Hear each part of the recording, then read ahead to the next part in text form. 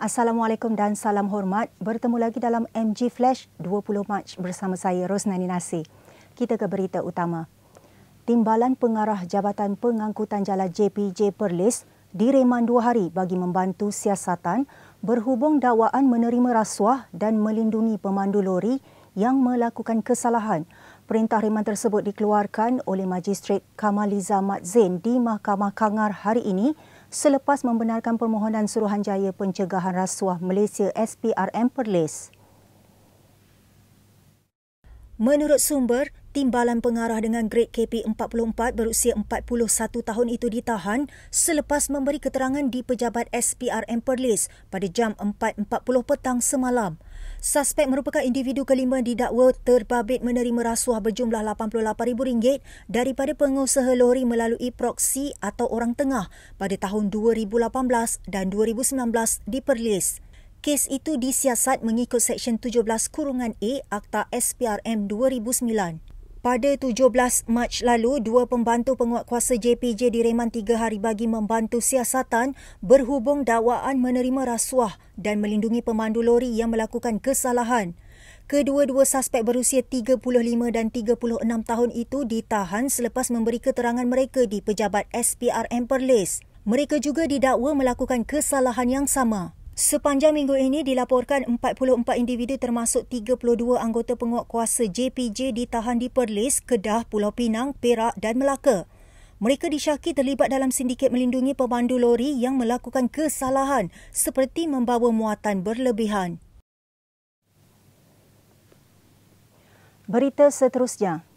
Bakal jemaah umrah yang menuntut agensi pelancongan masing-masing memulangkan semula wang mereka diminta berbincang bagi menyelesaikan isu tersebut. Perbincangan itu termasuk membenarkan agensi pelancongan menjadualkan semula tarikh berlepas ke Tanah Suci selepas pintu sempadan negara dibuka. Persatuan Agensi Pelancongan Umrah dan Haji Papoh berharap kaedah itu dapat membantu ahli-ahlinya dalam situasi menang-menang. Presiden Papoh Datuk Seri Razali Muhammad Syam berkata, sekiranya pintu sempadan dibuka dalam masa terdekat, ini sudah tentu dapat menyelesaikan banyak masalah yang dihadapi oleh agensi pelancongan masa kini.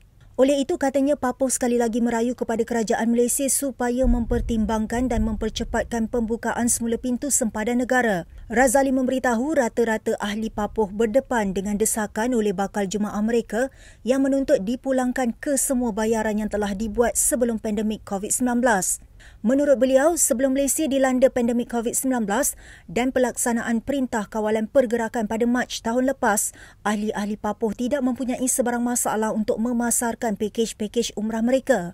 Sebagai agensi pelancongan, setiap pakej yang dibeli akan dikenakan bayaran pendahuluan yang kemudian digunakan untuk pembayaran tempahan tiket penerbangan dan tempat penginapan di Mekah dan Madinah. Agensi pelancongan kini berhadapan situasi di mana hotel-hotel serta syarikat penerbangan enggan memulangkan wang pendahuluan, sebaliknya meminta mereka menggunakannya untuk tempahan akan datang apabila situasi COVID-19 reda.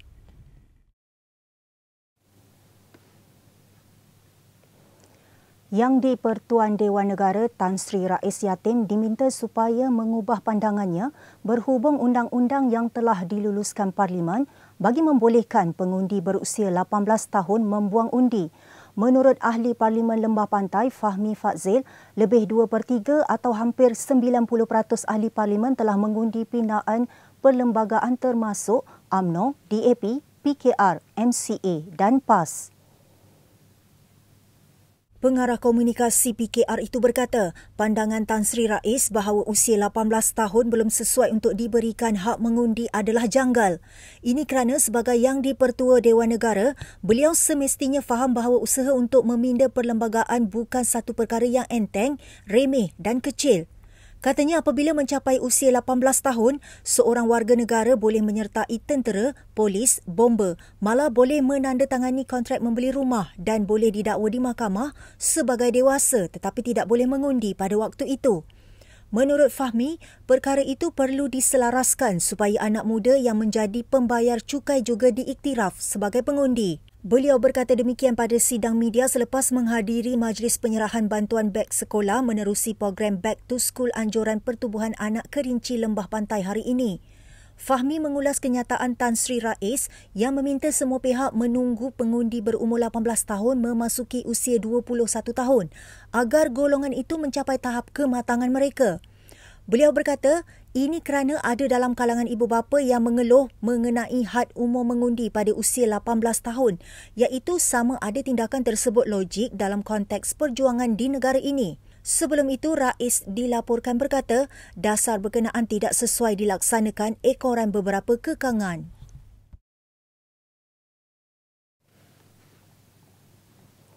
Remaja perempuan bersama 4 lagi rakan nyaris maut selepas kereta yang dipandu hilang kawalan lalu merempuh tiang lampu isyarat dan pintu kaca sebuah bank dalam kejadian di Jalan Ipoh Menghala ke Sentul awal pagi tadi. Siasatan awal mendapati remaja berusia 18 tahun yang memandu kereta jenis Toyota Avanza itu dalam perjalanan dari pusat beli belah Publica menuju ke rumahnya di kondominium Kiara Mas.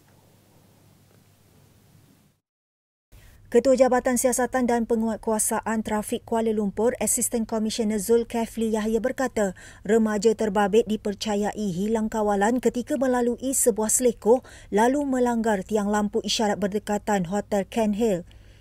Kenderaan yang dipandunya itu kemudian merempuh pintu masuk sebuah bank yang terletak berhampiran lokasi kejadian. Remaja terbabit bersama 4 lagi rakan lelakinya yang juga merupakan pelajar tidak mengalami sebarang kecederaan. Menurut Zulkifli, pemeriksaan lanjut termasuk ujian pernafasan mendapati remaja berkenaan negatif kandungan alkohol. Pihak pengurusan bank telah dimaklumkan mengenai kejadian itu. Kes disiasat mengikut Seksyen 43-1 Akta Pengangkutan Jalan 1987. Dengan itu, sekian dahulu MG Flash buat masa ini. Teruskan bersama kami untuk mengikuti perkembangan terkini dari masa ke semasa hanya di platform media sosial di Malaysia Gazette, di Facebook, Twitter, Instagram dan YouTube atau melalui portal di www.malaysiagazette.com. Terima kasih dan Assalamualaikum.